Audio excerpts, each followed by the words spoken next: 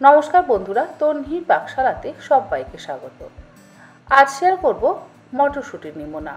এখন শীতকালে বাজারে কিন্তু প্রচুর পরিমাণে মটরশুঁটি পাওয়া যাচ্ছে, আর সেই মটরশুঁটিতেই বানিয়ে নিন দারুণ সুস্বাদু এই রেসিপি। তাহলে দেখে নেওয়া যাক আমার আজকের এই ভিডিওটিতে। মটরশুঁটির নিমোনা বানাবার জন্য নিয়েছি এখানে দুটো মিডিয়াম সাইজের আলু। আলুর খোসা ছাড়িয়ে ধুয়ে নিয়েছি। এবারে আলুটা আমি মাঝখান থেকে চিড়ে নিয়ে লম্বা লম্বা টুকরো করে কেটে নেব।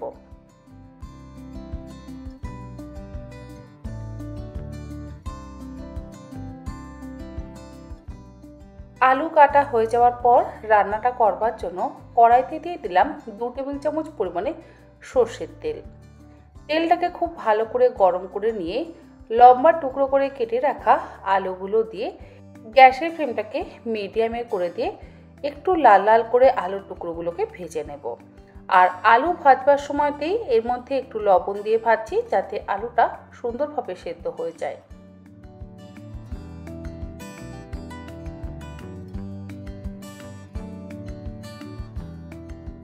আলুর টুকরোগুলো ভাজতে ভাজতে অপরদিকে গ্রেভির জন্য একটা চাটনি তৈরি করব। তার জন্য নিয়ে নিলাম 1 মুঠো ফ্রেশ ধনেপাতা। ধনেপাতা কিন্তু আমি এখানে ডাঁটে সমেতই ব্যবহার করছি।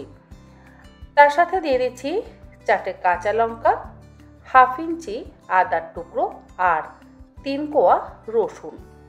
অল্প একটু জল দিয়ে সমস্ত কিছু একসাথে মসৃণ করে বেটে নেব।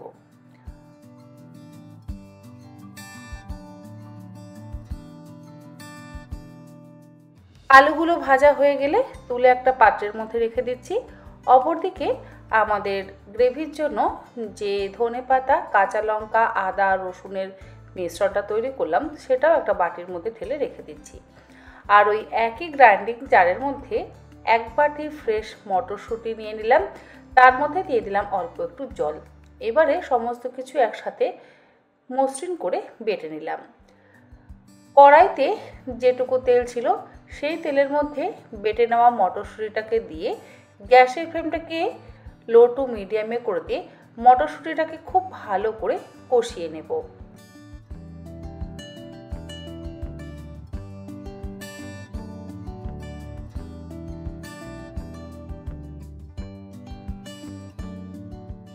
আর মটরশুঁটিটা কষানোর সময়তেই এর মধ্যে দিয়ে দিলাম সামান্য একটু লবণ। লবণটা দিয়ে আবারও খুব ভালো করে ভাজা ভাজা করে নিচ্ছি। মটরশুঁটি যদি এইভাবে ভালো করে ভাজা ভাজা না করা হয় তাহলে কাঁচা গন্ধ বেরোবে, আর কাঁচা গন্ধ যদি থেকে যায় তাহলে কিন্তু খাবারের স্বাদ নষ্ট হয়ে যাবে।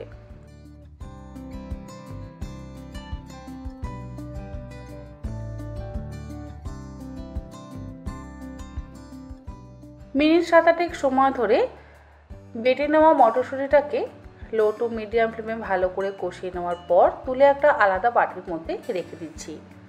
তারপর ওই একই কড়াইয়ের মধ্যে দিয়ে দিলাম আরও 2 টেবিল চামচ পরিমাণে সর্ষের তেল।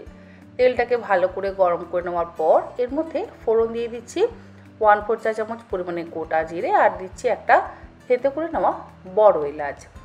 তেজপাতারও ব্যবহার অবশ্যই করা যেতে পারে, তবে আমি আর তেজপাতার ব্যবহার করছি না। ফোড়নটা বেশ একটু ভালো করে ভাজা হয়ে যাওয়ার পর এর মধ্যে দিয়ে দিলাম একটা বড় সাইজের কুচিয়ে নেওয়া টমেটো। গ্যাসের ফ্লেমটাকে মিডিয়ামে করে দিয়ে টমেটোটাকে খুব ভালো করে ভাজা ভাজা করে নেব।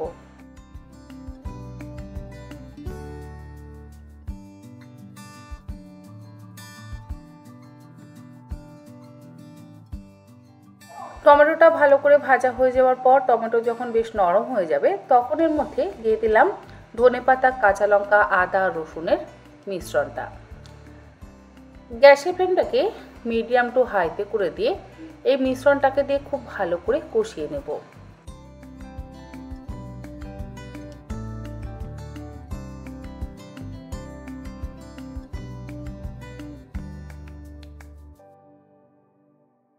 মিনিট 4-5 সময় ধরে ভালো করে কষানো হয়ে যাওয়ার পর এর মধ্যে দিলাম সামান্য একটু হলুদ গুঁড়ো আর দিলাম 1 বাটি ফ্রেশ মটরশুঁটি। আগে আমরা মটরশুঁটি বেটে ব্যবহার করেছিলাম, আর তারপরে এইভাবে মটর দানা কিন্তু ব্যবহার করলাম। মটরশুঁটিটা দিয়ে ভালো করে মিশিয়ে নেওয়ার পর ভেজে রাখা আলুর টুকরোগুলো দিয়ে দিচ্ছি আর দিয়ে দিচ্ছি বেটে নেওয়া মটরশুঁটির মিশ্রণটা। সেটাকে তো অলরেডি আমরা আগে থেকেই কষিয়ে রেখে দিয়েছিলাম। এবারে একসাথে ভালো করে মিশিয়ে নেব আর গ্রেভিটা যাতে একটু পাতলা হয় সেই জন্য ব্যবহার করব 1.5 কাপ পরিমাণে জল। আপনারা যতটা পরিমাণ মটরশুঁটির ব্যবহার করবেন সেই অনুযায়ী কিন্তু জলের ব্যবহার করবেন।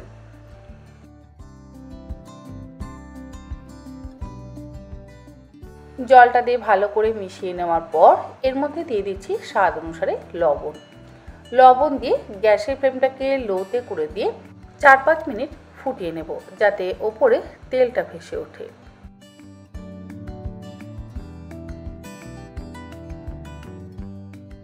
পাঁচ মিনিট ফুটিয়ে নেওয়ার পর গ্যাসের ফ্লেমটাকে বন্ধ করে দিলাম। আমাদের মটরশুঁটির নিমোনা কিন্তু একদম তৈরি। গরম ভাত বা রুটি পরোটার সাথে এরকম মটরশুঁটির নিমোনা আপনারা অবশ্যই সার্ভ করতে পারেন। আশা করি আমার আজকের এই শীতকালীন সবজি দিয়ে মটরশুঁটির নিমোনার রেসিপি ভালো লাগলো। ভালো লাগলে আপনারা এইরকমভাবে একবার অন্তত বাড়িতে বানিয়ে দেখবেন। আমার মনে হয় আপনাদের বারবার বানাতে ইচ্ছে করবে, বিশেষ করে এই শীতের দিনে। আজ তাহলে এই পর্যন্ত, আবার হাজির হয়ে যাব অন্যদিন অন্য কোনো নতুন রেসিপি নিয়ে।